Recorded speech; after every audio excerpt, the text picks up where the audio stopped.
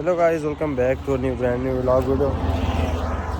Rickshaw गया भाई, आते ही हमारे रिक्शा चला गया। तो अभी देखो नीचे की तरफ प्लांट्स वगैरह है, काफ़ी खूबसूरत जगह है, बेहतरीन गाड़ियाँ चल रही है। और नीचे की तरफ भी काफ़ी वो तो कहते हैं फार्म है मुर्गियों का। मुर्गियाँ पल रही है यहाँ पर, काफ़ी खूबसूरत मौसम है, जगह है, सीन है, चौड़ा मौसम है, पुरसकून। ठीक है,